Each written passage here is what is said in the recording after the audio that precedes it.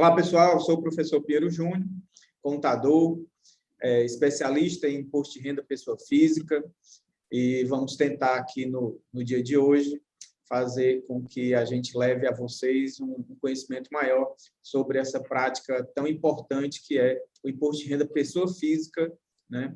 Lembrando que a intenção da gente aqui é levar a vocês o conhecimento para poder vocês preparar uma documentação para o exercício seguinte. Olá, pessoal, eu me chamo Léo Júnior, sou professor universitário, contador também.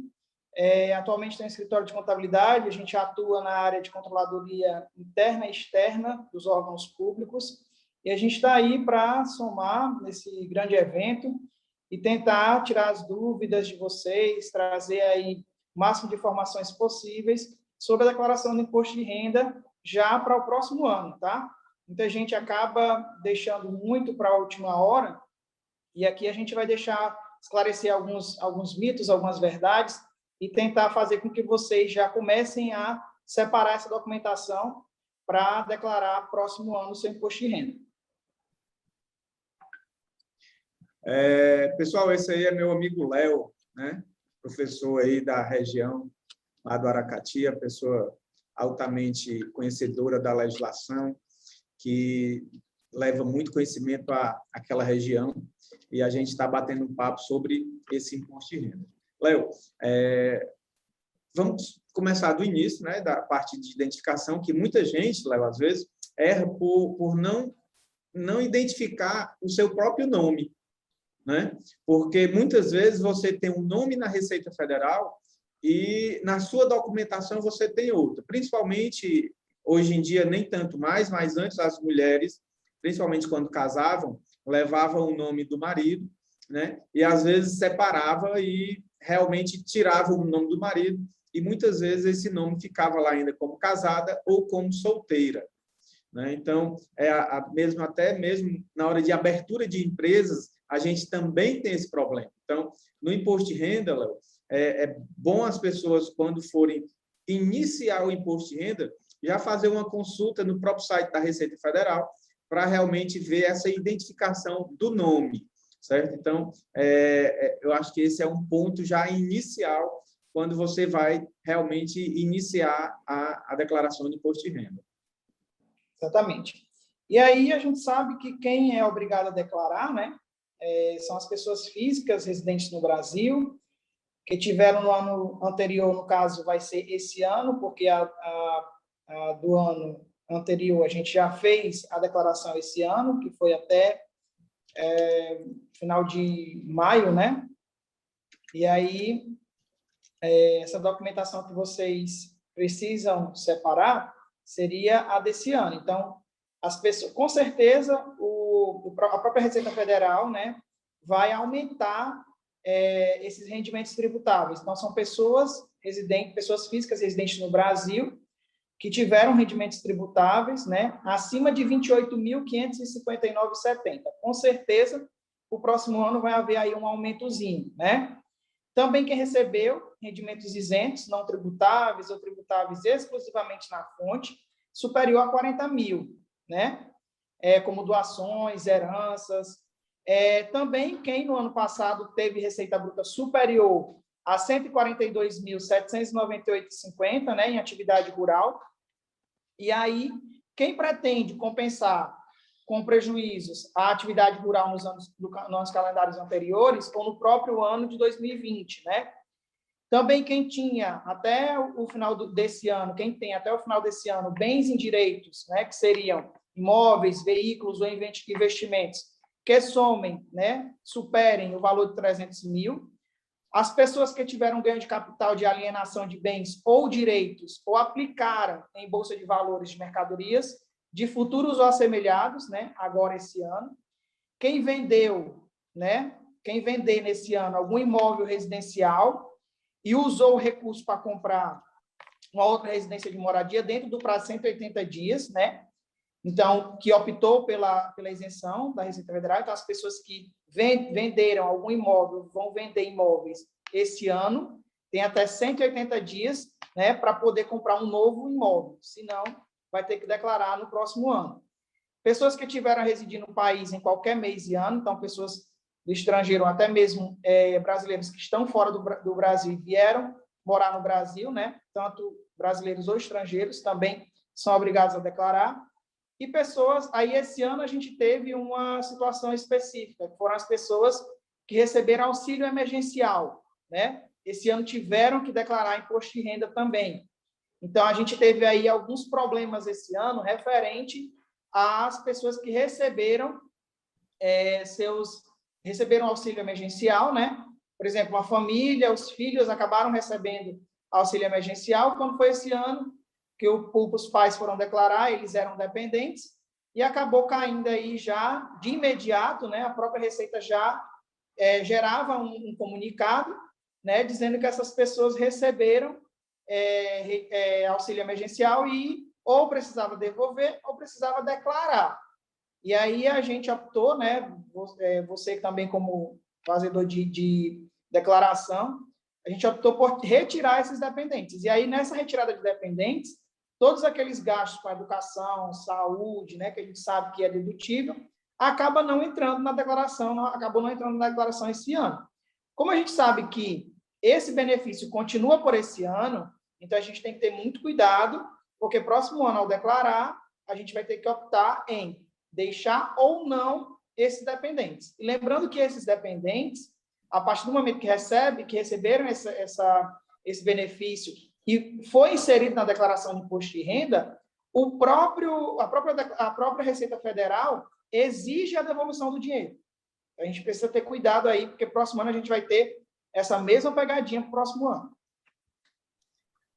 Você falou coisas bem interessantes, bem importantes, e eu queria tocar em alguns pontos, né, que, como a declaração de imposto de renda pessoa física normalmente não precisa de um profissional da área contábil, né, e ela é muito autoexplicativa, somente as pessoas têm muitas dúvidas. Então, para isso, eu acho que seria interessante realmente você procurar um profissional da área contábil, né, especialistas, assim como o Léo, lá de Aracati, que é uma pessoa bem conceituada, uma pessoa que realmente está bem por dentro da legislação de imposto de renda, né, um profissional que é o mais capacitado da própria região, né? Então, um dos detalhes, Léo, é que as pessoas acham que para a obrigatoriedade de declarar o imposto de renda é somente na parte do seu rendimento, da sua receita, né? E muitas vezes, como você tocou, rendimentos isentos, se você tiver um rendimento acima de 30 mil, se você tiver um patrimônio acima de 300 mil. Então, eu dou muito exemplo nos cursos que a gente promove, né? Exatamente sobre isso. Vamos supor que o Léo, lá de Aracati, esteja lá desempregado, certo? Passou o ano desempregado, ano de 2020, ficou desempregado. Deixa eu abrir aqui tudo de novo. Ficou desempregado, porém, não teve nenhum rendimento. Então, para a Receita Federal, ele não tem a obrigatoriedade de declarar o imposto de renda. Porém, o Léo, em todos os anos que ele trabalhou, né, ele formou um patrimônio. Então, esse patrimônio do Léo é superior a 300 mil. Ele tem uma casa lá, vamos supor, um exemplo, né, que a casa vale 500 mil reais. Então, ele tem essa casa desde 2015, 2016, 2017, 2020. Mesmo que em 2020 ou 2021, que a gente vai estar falando para 2022, que o Léo não tenha tido nenhum rendimento, nem tributado, nem isento, mas ele tem esse patrimônio acima de 300 mil, ele já está obrigado a fazer a declaração, né? Então, muitas vezes você só vai perceber que está obrigado a fazer a declaração quando acontece alguma coisa com o teu CPF. Tipo, você vai no banco, vai fazer um empréstimo, vai fazer algum financiamento, vai abrir uma conta bancária e chega lá que o CPF está pendente, né, de regularização e você nem sabe. Pai, mas eu estou desempregado já faz 3 anos, 4 anos, né, Léo? Então, eu não tenho obrigatoriedade de ter declaração de imposto de renda, mas aí você tinha a obrigatoriedade referente ao teu patrimônio. Assim também, Léo, como muitas vezes as pessoas acham que, por você ter uma empresa, você está obrigado a fazer a declaração de imposto de renda. Essa exigência aí não existe mais, ou seja, se você for sócio de empresa, você não está obrigado a fazer a declaração de imposto de renda, somente nos casos que o Léo falou, né? Então, muitas vezes as pessoas têm os mitos, como o próprio Léo falou no começo, para a gente desvendar aqui. Então, se você é sócio de empresa, é bom, é interessante que você faça a sua declaração de imposto de renda, mas você não é obrigado, certo? Você é obrigado nesses casos em que o Léo falou no início aí, tá bom? E esse assunto do auxílio emergencial, Léo, queria ressaltar, né, que muitas vezes a gente foi fazer a declaração de imposto de renda do pai, dos dependentes, vamos dizer assim, e os pais dos dependentes nem sabiam que os dependentes tinham recebido o auxílio emergencial.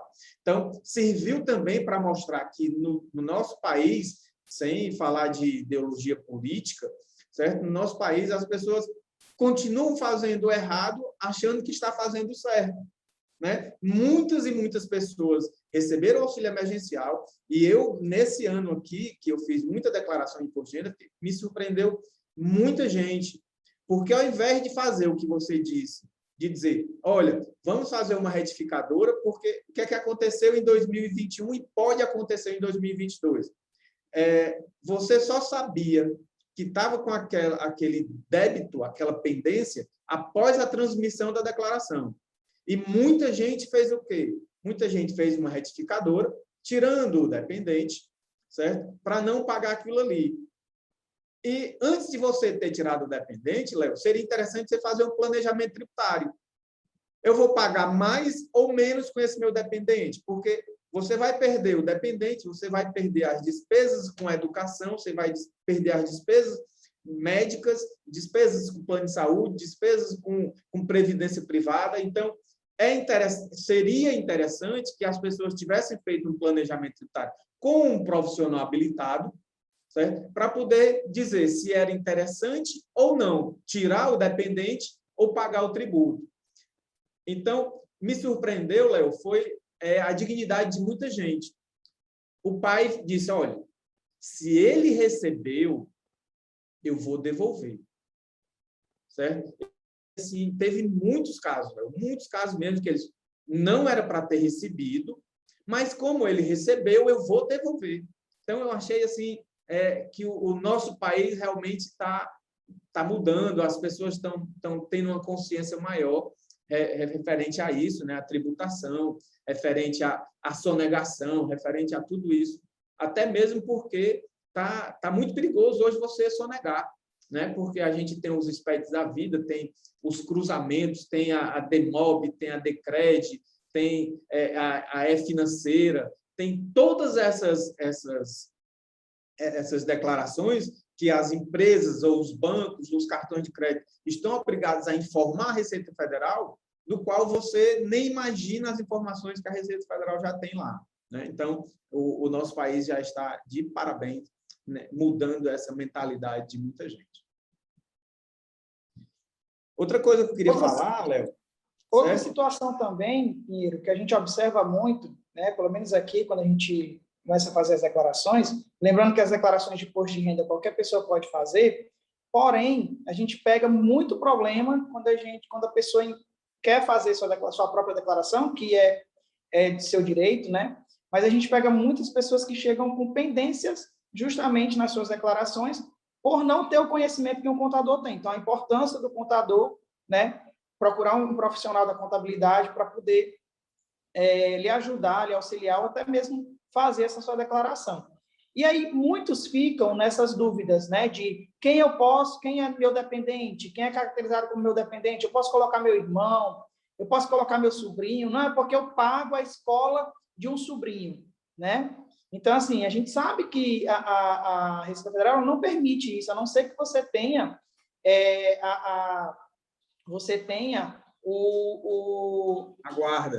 a guarda da criança, né? Mas, Léo, então, por exemplo, um negócio interessante, só te interrompendo rapidinho.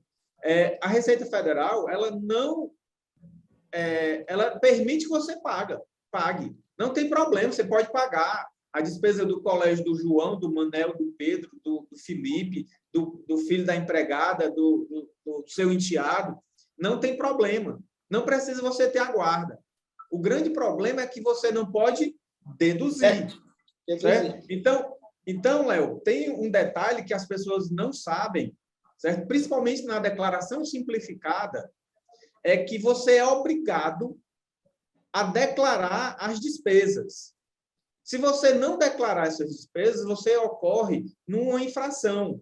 E essa infração é 20% do valor que você omitiu. Ou seja, as pessoas que fazem a declaração simplificada acham que é para colocar somente os rendimentos e nada mais. Porém, na declaração simplificada, Léo, você está obrigado a fazer todo tipo de pagamento. Você tem que declarar todos os seus pagamentos. Pode incorrer o erro da Receita te pegar e te fazer uma autuação. Nunca aconteceu? Não, mas que a Receita Federal tem essa opção, ela tem. Certo? Então, as pessoas têm que, mesmo fazendo a simplificada, tem que ter muito cuidado para não omitir os seus pagamentos também.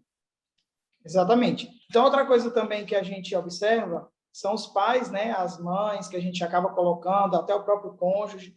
E aí, esses cônjuges, os pais, as mães, eles recebem rendimentos. Por exemplo, geralmente o pai e mãe já está aposentado, então recebe sua aposentadoria, né? A sua esposa ou o seu marido trabalha de carteira assinada, então recebe rendimento. E acaba caindo na malha, né? A gente acaba vendo muitos casos de cair na malha por não gerar informação completa, que seria informar esses rendimentos que foram recebidos por esses dependentes, né? Então, assim, não adianta você querer aqui tentar burlar, né? Que muitos chegam, eu não quero pagar imposto, eu não quero, chega para a gente, eu não quero pagar imposto. Eles só procuram a gente, só procuram o profissional de contabilidade nesse quesito. Ó, eu não quero mais pagar imposto, eu quero que você dê um jeito. E não existe isso. A própria Receita já está fazendo cruzamento de dados. A gente viu que esse ano aí muitas pessoas estão recebendo aí as cartinhas da Receita Federal, né? Muita gente já caiu em malha. Eu estou tendo muita procura agora, nesse período, principalmente no segundo semestre, né? Que eles começam a fazer os cruzamentos reais das informações. Muita gente recebendo cartinha da Receita e tal. Então, assim, não adianta, não adianta. E também lembrar que, por mais que você tenha muito gasto, né, muita despesa, que muita gente chega dizendo assim, eu tenho muita despesa, eu tenho muito gasto, e por que eu não consigo deduzir? Porque vai existir limites. A própria Receita Federal, ela limita essas deduções. Você não pode, a única coisa que você deduz na totalidade são os gastos com saúde. Mas também não é, por exemplo, eu gastei R$5.000 de plano de saúde. Ele não vai deduzir R$5.000. É um cálculo que é feito, né, em cima da porcentagem específica desse valor que você pagou. Como, por exemplo, despesa com educação, né? A educação, o limite esse ano foi R$3.561,50. A gente sabe, por exemplo, que um filho seu que você paga uma faculdade de medicina é bem mais do que isso. Mas você tem que gerar informação do total que você pagou a faculdade, né? Porém, só vai deduzir R$3.561,50. Não adianta, a Receita é a Receita que diz, né? Então, até 12% de rendimentos tributáveis por previdência complementar. Daquelas previdências privadas que a gente geralmente costuma até dar como uma saída, né? Para você não pagar tanto imposto, mas também não é na totalidade, é só 12% do que você tiver pago ali de previdência privada, né? O somatório das deduções feitas para as crianças e adolescentes, como, por exemplo, as contribuições para o fundo do idoso, né? O fundo da criança, ele limita você a 6%. Isso se você tiver fazendo essa contribuição anual. Se for a primeira vez, você só pode doar 3%, né? Só pode deduzir aí até 6% e 3% se for a primeira vez. E também, outra coisa também, eles pedem muito, por exemplo, a gente colocar irmão, primo, tal, sobrinho como dependente, só que esses dependentes, a sua dedução, ela também tem um valor. Então, cada dependente seu, você só vai deduzir 2.275,08, né? Com certeza, próximo ano vai haver aí umas alterações de valores, mas pouquíssima coisa, porque geralmente ele faz esse cálculo em cima, né, do próprio da própria economia do país, né, da questão chega, agora Léo, me falta a palavra. Vou te ajudar aqui. Me ajude. E, assim, tem um detalhe que as pessoas não se tocam, certo? A gente está tentando fazer essa aula aqui, essa palestra aqui, para poder ajudar as pessoas. Então, os pais separados, Léo, tem um grande problema, porque não é dependente, é alimentando, certo? Então, o que é que acontece? Muitas vezes o pai tem um acordo judicial, certo? Aonde ele vai pagar a pensão para o filho A e para o filho B, né? Já começa errado daí, porque a pensão são para os filhos normalmente, e na hora do acordo colocam a pensão em nome do CPF da ex-esposa, ex-cônjuge, né? Não vamos mais nem falar ex-cônjuge. Então, essa cônjuge, ela está obrigada a fazer a declaração de imposto de renda do exercício seguinte, colocando esses rendimentos. Assim como você vai deduzir lá em alimentando. Dependendo do acordo que você tenha feito na justiça, Léo, essa pensão já está incluso a despesa com colégio, despesa com plano de saúde, despesas médicas, certo? Então, você, mesmo pagando a despesa médica por fora, pagando o plano de saúde, você não pode deduzir lá. Por quê? Porque você não pode estar com o filho alimentando, você normalmente vai colocar o CPF da esposa e coloca o filho como dependente. Isso é um dos maiores erros que acontece, né, na parte da declaração de imposto de renda, onde, mas eu paguei, Léo, certo? Eu paguei. Tá, você pagou, mas você vai estar lá em despesas não dedutíveis, certo? Você coloca em despesas não dedutíveis. No planejamento tributário, quando as pessoas vão procurar o contador, um advogado que já tem uma certa experiência na hora do divórcio, ele já coloca esse direcionamento. Olha, a pensão vai para o filho A e a pensão vai para o filho B. Por quê? Porque senão esse valor vai ser tributado lá na ex-cônjuge. Por quê? Porque na hora que você pegar o rendimento que ela teve, às vezes é isento, certo, Léo? Às vezes ela ganhou menos de 30 mil, menos de 28 lá. Mas na hora que junta lá mais 20 mil da pensão, ela ganhou 48 mil.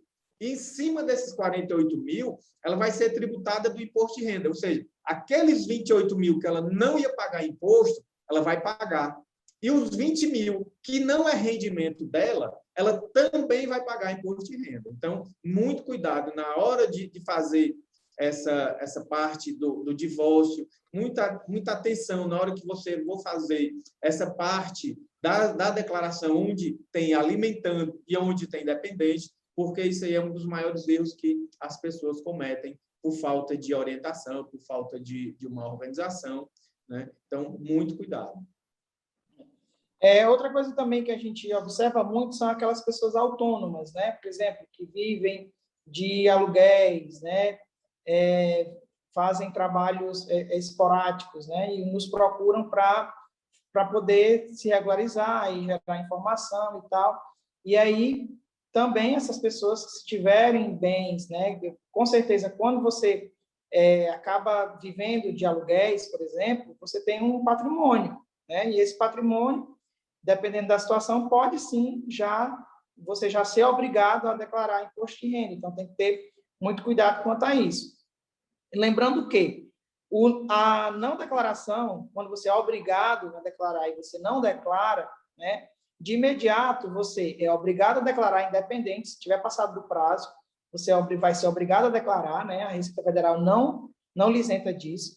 Você tem que fazer sua declaração e, além disso, você vai pagar uma multa, né? Então, assim, a multa esse ano foi R$ 165,74, né? Então, assim, a gente tem que ter cuidado, porque tem muita gente que, além de pagar a sua declaração, tem que pagar ainda também a multa, né? Como também tem casos de pessoas que eram obrigadas a declarar, que fizeram essa declaração, não fizeram sua declaração, porém dava a restituir, só que, devido não ter feito no período, acaba pagando multa também. Independente se deu a restituir ou não, você vai pagar essa multa. Então, a gente tem que ter muito cuidado, né? E aí, Léo, outra coisa... Léo, só rapidinho. Lembrando que a multa não é R$ 165, certo? É 1% do valor total. O mínimo da multa é R$ 165,74. A multa é 1% do imposto devido. Isso, certo? Exatamente. Então, o que é que acontece? As pessoas têm na cabeça que a multa é R$ 165. Na realidade, não. E não é do imposto a pagar, é do imposto devido. Certo? Do imposto devido. Ou seja, se lá você tiver lá R$100 mil para pagar, mesmo que você tenha pago 120 mil, a multa vai ser em cima dos 100 mil que você deveria ter pago ao governo. Certo? Então, 1% de 100 mil vai dar R$1.000. Né? Então, e esse valor, Léo, é mensal. É 1% do imposto devido mensalmente. Então, se você não fez a declaração em abril, que normalmente é em abril, né? Você deixou para fazer só em dezembro, você tem aí 7, 8 meses de multas mensais. Então, muito cuidado, pessoal. A multa, a gente só vai... É igual a multa de trânsito. Meu Deus, para que é que eu passei acima de 80? Podia ter passado... Então, assim, você tem 2 meses que, muitas vezes, nas próprias palestras, eu digo que hoje é muito tempo. Porque você tem 2 meses para preparar a documentação, porque a declaração de imposto de renda, Léo, você passa 10 minutos para fazer, estourando. Né? Mas as pessoas só deixam para o último dia, para a última semana, e acontece isso aí. Eu dou muitos exemplos de profissionais, tipo professores e médicos. Porque o Léo é um professor lá, super conceituado lá de Aracati, chamado por todas as universidades, todas as faculdades do estado de Ceará e do Brasil inteiro. O Léo dá aula aí para o Brasil inteiro. E o que é que acontece? O Léo, em janeiro de 2020, 2021, vamos supor, que a gente vai estar falando para 2022, o Léo, em janeiro de 2021, deu uma aula lá numa faculdade em Juazeiro. Em fevereiro, o Léo deu uma aula com a faculdade lá no Pará. Em março, outra. Quando for no ano seguinte, ou seja, lá em março de 2022, o Léo vai fazer a declaração de imposto de renda dele. Aonde é que o Léo vai lembrar que deu uma aula lá no Pará, se ele não for uma pessoa organizada? Se ele não pegar o recibozinho, já colocar numa pasta, né? Já colocar numa pasta lá, dizendo que aquela documentação ali é para o imposto de renda, pegar o recibo lá de fevereiro, lá do Juazeiro. Então, o que é que acontece? Muitas vezes, os profissionais liberais, eles esquecem desses rendimentos. Só que a Receita Federal não esquece, porque já foi declarado na DIRF. Muitas vezes, Léo, e aos demais, acontece com muitos profissionais da área médica, os médicos. Às vezes o cara dá um plantão em Cascavel, o cara dá um plantão lá no Aracati, o cara dá um plantão lá em Juazeiro, aqui em Fortaleza. Quando ele vai fazer a declaração do imposto de renda, depois de mais de um ano, ele não vai lembrar, Léo. Se a gente disser assim, olha, qual foi a roupa que você usou ontem? O cara não vai lembrar. Imagina um rendimento que o cara teve esporadicamente, porque não é carteira assinada, é um rendimento de trabalho não vinculado. Então, se você não tiver, que é o que a gente está tentando aqui, se você não tiver esse controle, pega um envelope, pega um saco, pega alguma coisa e vai colocando dentro. Quando for em janeiro, fevereiro, antes do imposto de renda, você vai organizando isso aqui, a despesa médica. Muitas vezes, Léo, quando a pessoa chega na sala do contador e diz, rapaz, eu fiz uma consulta com um dentista e tal, mas eu não sei se ele... Aí fica ligando para o dentista, liga para não sei para quem. Então, as pessoas perdem muito tempo na hora da declaração de imposto de renda. E essa parte que você falou dos aluguéis é primordial. Também é uma das partes dos rendimentos da pessoa física que mais complica. Porque, às vezes, você tem imóveis, muita gente gosta de kitnet, muita gente gosta de sala, casas, e você tem os aluguéis, e você não declara, né? Muitas vezes você não declara. Então, só que lá na Receita Federal, a imobiliária já fez a Admob. Você vai dizer, casa é R$ 500 por mês, vou declarar não. Por conta desses R$ 500, você vai cair na malha, né? E se você não for uma pessoa que fez a declaração com um profissional, e esse profissional é um profissional organizado, é um profissional consciente, que ele vai verificar cada declaração de imposto de renda que ele fez, você só vai descobrir que caiu na malha quando chegar a cartinha. E a gente vai falar daqui a pouco o que é malha fiscal e malha fina, certo? Que são duas coisas bem diferentes, né? Então, prossiga aí, meu amigo Léo. Não, assim, uma coisa também interessante, quando a gente fala de aluguel, também a gente fala de médicos, né? Como você deu o exemplo aí. E muitas vezes a gente, fiz a consulta tal, o médico não me deu o recibo, né? E aí, ou então, me deu o recibo, eu coloco na minha declaração, só que o médico não fez a parte dele, né? Que acaba acontecendo em alguns casos. Então, assim, ter cuidado aí, quando você for se constar, já pegar de imediato o seu recibo, a sua nota fiscal, já informar que é para declaração de imposto de renda. Apesar de que eles já sabem, quando a gente já solicita, eles já sabem que é para declaração de imposto de renda, né? E aí, antes de você falar da malha fina e malha fiscal, eu queria falar também outra coisa interessante, que é a questão hoje dos investimentos.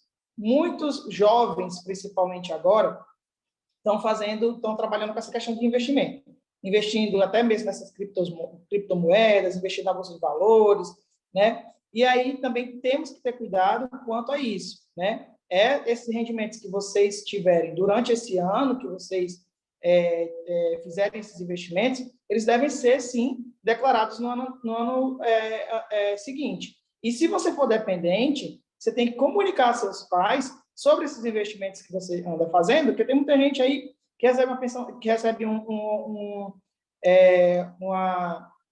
ajuda dos pais, né, e tal, e está fazendo aí esses investimentos. Então, você tem que comunicar aí, porque está vinculado ao seu CPF, você precisa gerar informação. Aqueles casos hoje, também, Léo, como CD...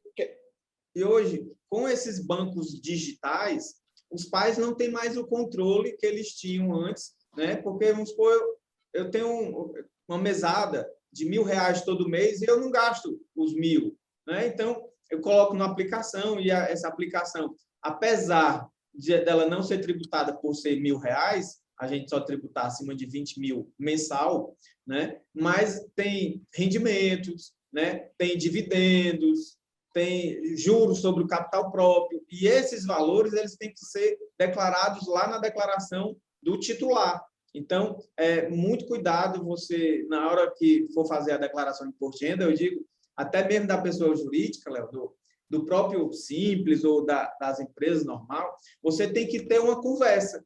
Assim como as empresas têm que ter uma conversa do setor pessoal, do setor fiscal e da contabilidade, quando você for fazer a contabilidade da pessoa física, você considere assim como uma contabilidade da pessoa física, você tem que estar em contato com todos os setores, ou seja, com o pai, com a mãe, com os responsáveis, né? Então, você tem que estar atento a tudo isso para poder você não cair em nenhum erro da declaração de imposto de renda. Exatamente, fazer a reuniãozinha familiar, né?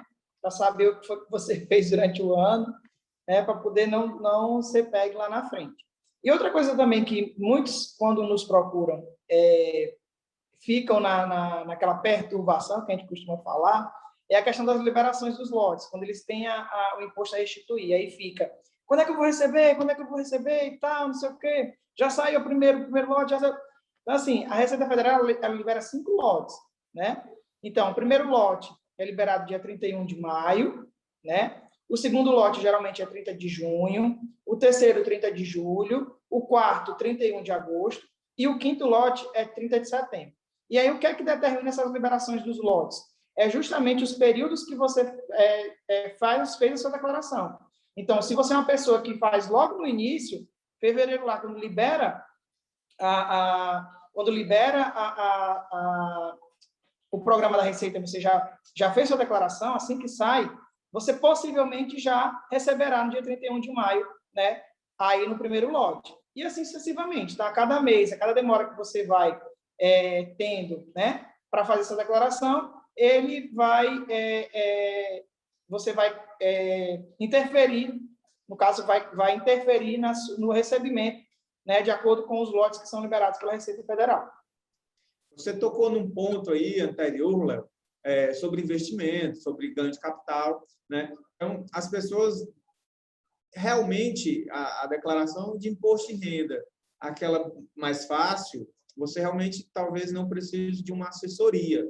Mas quando começa a complicar, quando começa a ter ganho de capital, de rendas variáveis, ganho de capital de imóveis, ganho de capital em veículos, Léo, que as pessoas sempre perdiam dinheiro em veículo, certo? Mas nesses 2 últimos anos de pandemia, você teve ganho de capital em veículo.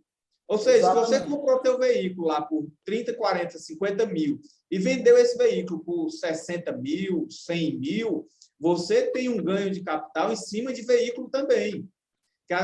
Normalmente, o veículo era só prejuízo, era só perda, né? Você comprou por 50 e daqui a um ano só vale 40, né? Então, muito cuidado, que agora em 2022, quando você for fazer a declaração e você tiver tido ganho de capital em veículo, né, bens móveis, não é nem veículo, é bens móveis, você também tem que pagar o ganho de capital. E esse ganho de capital, ele tem já um programa específico.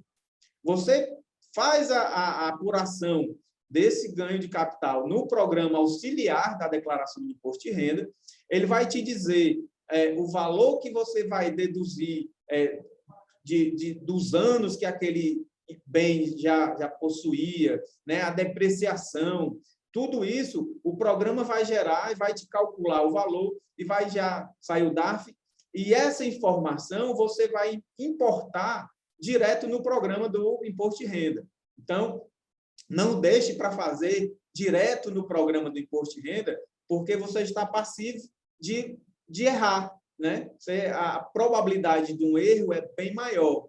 E até mesmo o resultado desse ganho de capital, como é que você vai empregar, né? Então, isso é uma consultoria que você pode fazer com o teu contador. Olha, eu tenho um prazo para empregar esse ganho de capital sem pagar o imposto? Tem, né? Então, isso é a informação que você, contador, ou você, empresário, vai ter que fazer com o seu contador, com o seu consultor tributário, né? Porque, como o Léo disse, que não necessariamente a declaração de imposto de renda tem que ser um contador, mas para a gente que é contador, seria bem interessante que você nos procurasse. Por quê? Porque a gente já tem experiência na área, a gente já tem uma expertise, né, na legislação. Então, quando complicar um valor a mais, procure um profissional habilitado para poder te auxiliar.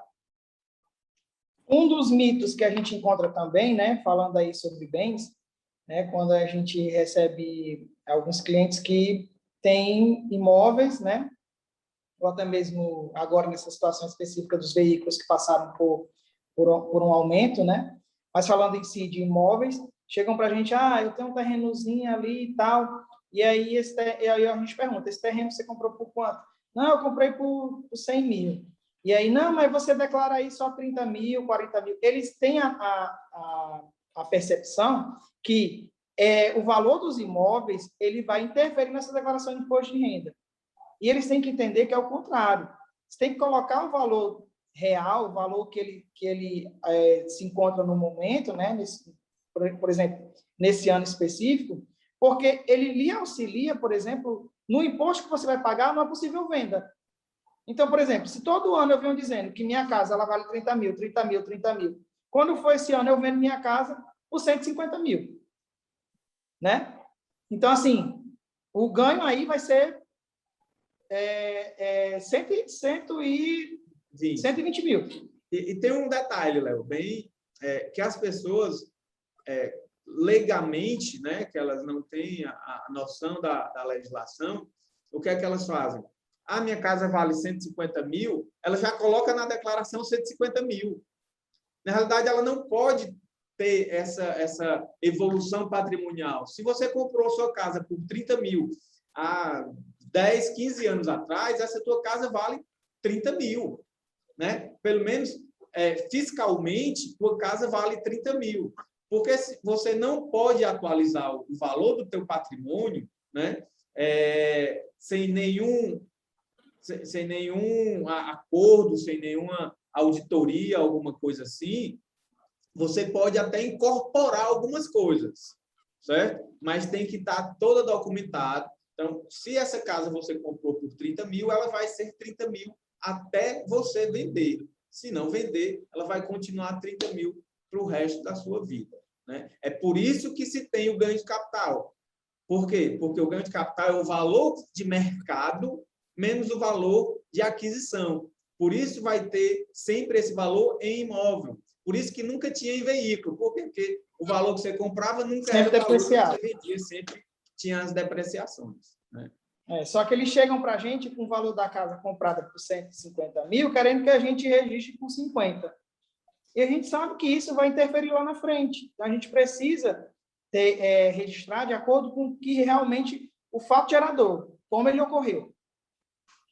Ok. Léo, eu queria falar um pouquinho, a gente até já talvez passou isso, mas eu queria falar um pouquinho de um rendimento que normalmente as pessoas esquecem, né? Que é o rendimento da previdência privada.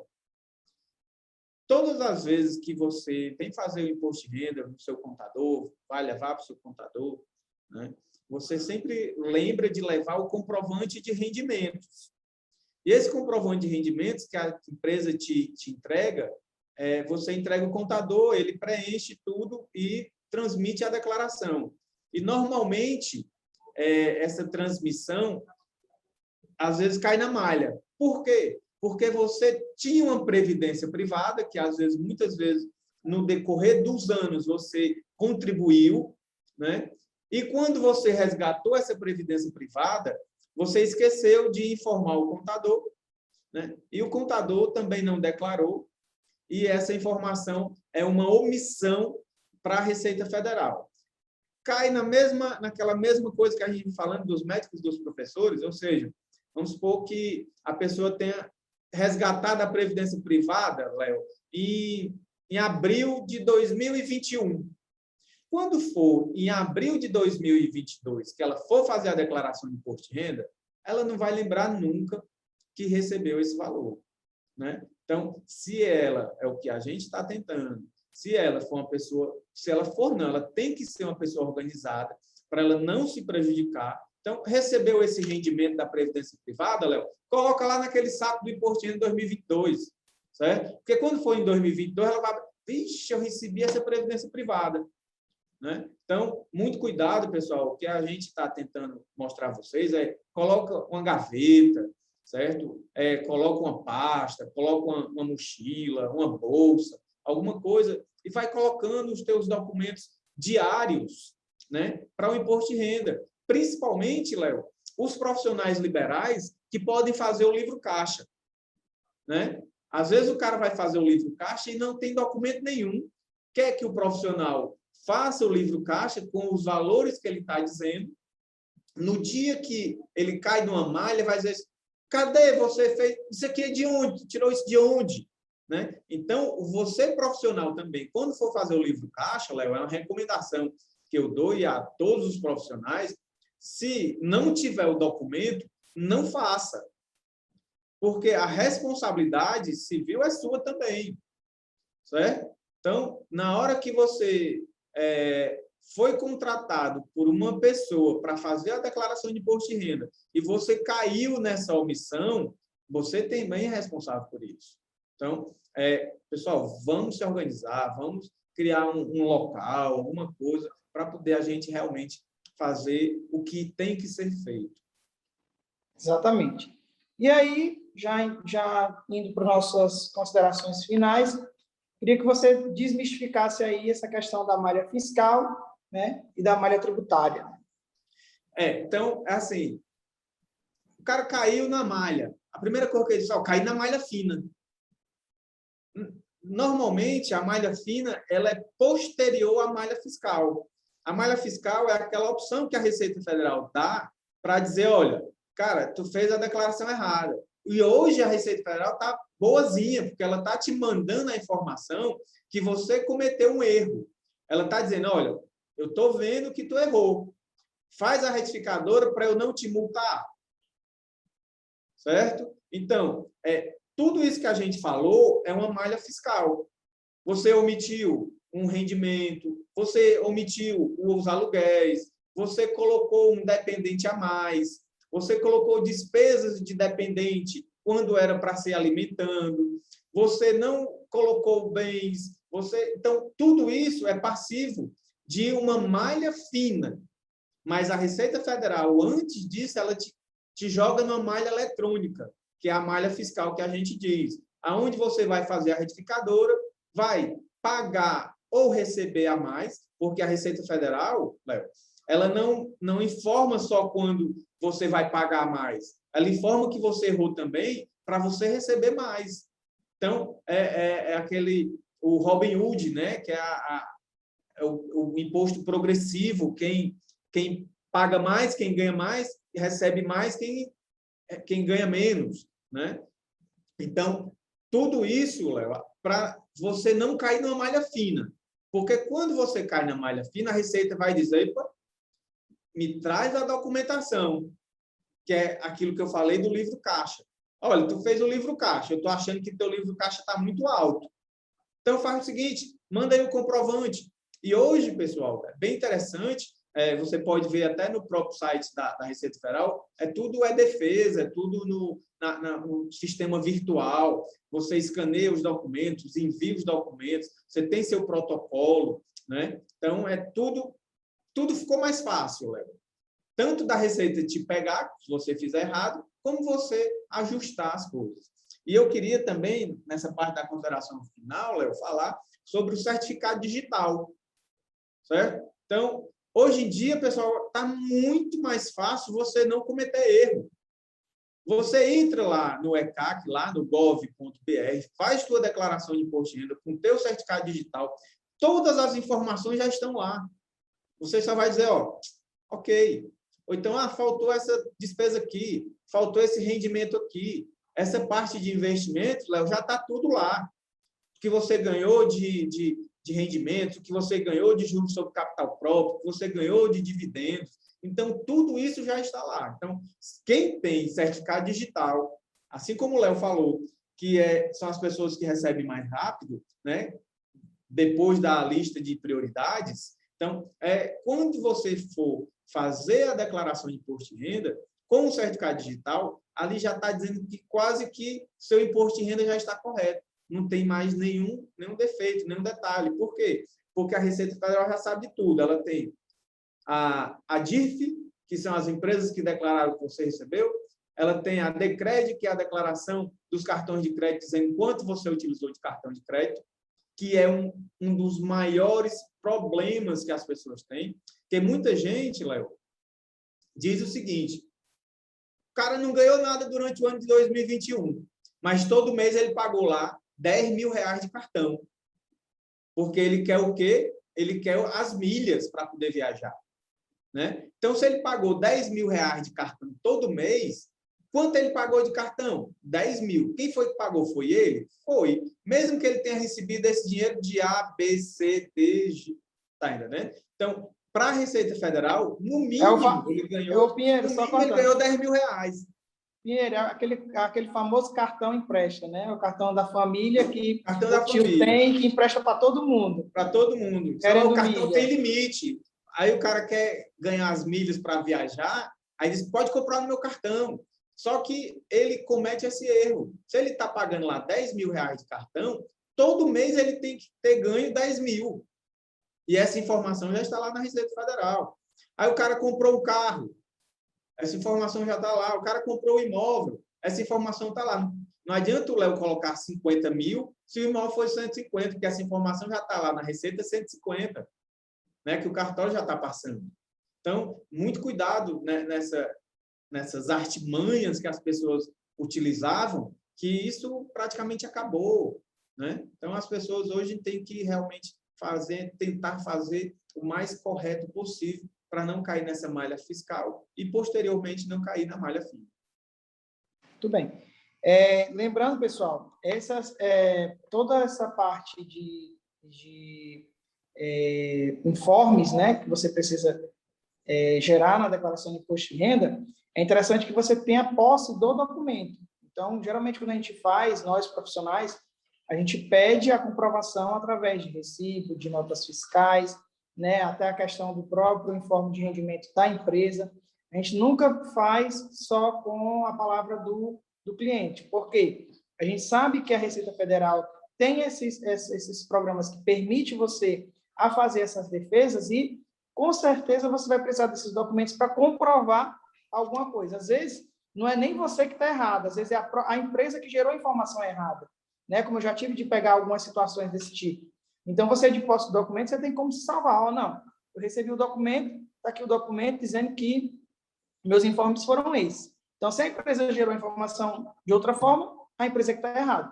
Então, assim, tenham posse desses documentos, fiquem com esses documentos durante mais ou menos uns 5 anos, que é o prazo que a gente precisa ter posse dos documentos físicos, né? Ou eletrônicos, você pode ter o documento físico e transformar esse documento físico em um documento eletrônico, né? Digitalizar, deixar salvo no seu computador, mas deixa salvo lá, pelo menos por 5 anos, porque a qualquer momento, por exemplo, eu já peguei situações aí do ano de 2017, né? 17 mais ou menos, a Receita traz de documento de cliente, né? Que a gente comprovasse aí as despesas do cliente. Então, assim, agradeço aí, já fazendo minhas considerações finais, agradeço aí ao convite, né, de participar desse evento. Estou à disposição, né, para tirar dúvidas, né, quem quiser me acompanhar, me adicionar no Instagram, @LFHJúnior, né, ou então Léo Júnior, quem quiser ir procurar, fica à vontade, a gente vai estar sempre dando esse suporte, dando esse apoio, acho que a gente precisa ajudar, a gente precisa ser companheiro, né? Então, deixo aqui meus agradecimentos aos organizadores do evento e estou à total disposição. Muito obrigado. Ok, né, eu também agradeço o convite, né, e imenso prazer até mesmo fazer dupla aqui com meu amigo Léo, que já conheço há bastante tempo, conheço a sua luta pela categoria, conheço a sua luta para o desenvolvimento da nossa profissão, né? Então, eu conheço o Léo bem já antes, né? Eu vejo a capacidade que ele tem de mover tudo que ele tem para o crescimento da contabilidade. Então, eu fiquei bastante feliz em estar fazendo parceria exatamente com ele aqui, onde eu vejo que o futuro da contabilidade passa por ele, né? Principalmente por ele ser professor, uma pessoa capacitada, uma pessoa que realmente quer buscar o melhor para a categoria, uma pessoa que quer realmente mostrar o serviço para os contadores. E também, quem quiser me acompanhar, né? @pinheirojunior.contador, e diariamente a gente posta uns estudos da Bolsa de Valores, viu, Léo?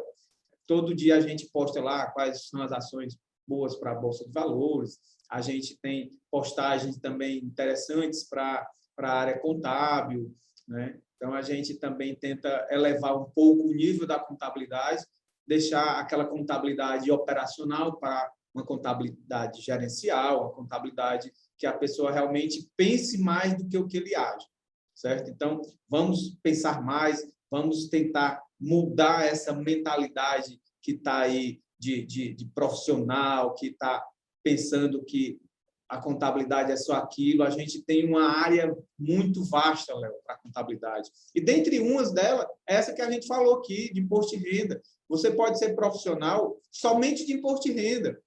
Se você for um profissional que faz livro caixa, se você chegar aqui em prédios e mais prédios de Fortaleza, mostrando o teu potencial para diminuir o tributo de um médico, de um advogado, de um contador, de um psicólogo, mostrando que você pode diminuir, fazer uma elisão fiscal dentro desse livro caixa, certo? Você vai ter N clientes, né, que não fazem isso, porque as pessoas às vezes acha que é caro, às vezes acha que não precisa, às vezes acha que pagar o tributo é melhor. Então, faz aí um folder, mostra que você é um profissional atualizado dessa parte de imposto de renda pessoa física. Eu sei que tem muitos clientes para você. Então, muito obrigado, Léo, muito obrigado a todas as pessoas que participaram aqui da gente nessa live.